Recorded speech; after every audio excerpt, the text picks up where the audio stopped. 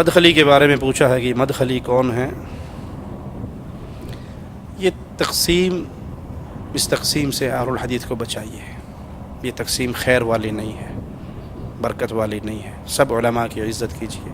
شیخ ربیع مدخلی عالم ہے، عالم ہے، علماء نے ان کی تعریف کی ہے، ان کی عزت کیجیے. لیکن اپنے آپ کو کسی کے ساتھ ایسے قید نہ کیجیے کہ آپ کی ولا و برا اس ایک شخص کے ذریعے ہو جائے. آپ اس کو سلفی سمجھیں جو آپ کے اس شیخ کی تعریف کرے، اور اس کو غیر سلفی جانیں جو آپ کے شیخ کی تعریف نہ کرے.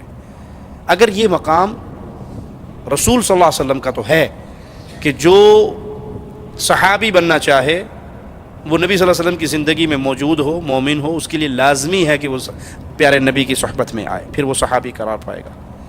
کسی ایک شخص کے اوپر دوستی اور دشمنی کی بنیاد رکھ دی جائے کہ جو شیخ ربیع سے محبت کرتا ہے وہ سلفی ہے، جو شیخ ربیع کا تزکیہ اس کے پاس نہیں ہے، یا شیخ ربیع اس کو نہیں جانتے، یا وہ شیخ ربیع کو نہیں جانتا تو وہ سلفی نہیں ہے. یہ رسالت کے مقام پہ علماء کو فائز نہ کیجیے. میں سوال کرتا ہوں، کامن سینس کا سوال ہے. ایک شخص پاکستان میں پیدا ہوا، پاکستان میں بڑھا، وہیں اس نے علم حاصل کیا اور علم کا سمندر بن گیا، علماء میں شامل ہوا، اور وہیں پہ اس کی ڈیتھ ہو گئی، وہیں پہ وہ فوت ہو گیا. وہ بیچارہ سعودی عرب عمرہ کرنے بھی نہیں آیا، نہ شیخ ربیع اس کو جانتے ہیں نہ وہ شیخ ربیع کو جانتا ہے. تو کیا اس کو اس لیے غیر سلفی کہا جائے گا کہ وہ شیخ ربیع کو نہیں جانتا یا شیخ ربیع اس کو نہیں جانتے؟ یہ مقام رسالت نہ دیجیے علماء کو کہ جو جس کا تزکیہ اس نے دے دیا وہ سلفی، جس کا تزکیہ اس نے نہیں دیا وہ سلفی نہیں. بھائی میں نے پہلے کہا سلفی کوئی خاندان نہیں ہے کہ جٹ برادری ہے، جو جٹوں کے گھر پیدا ہوگا وہی سلفی ہے.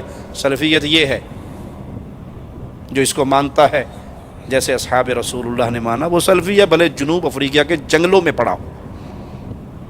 اس طرح قید نہ کیجیے اہل السنہ کو، اس طرح قید نہ کیجیے اہل الحدیث کو.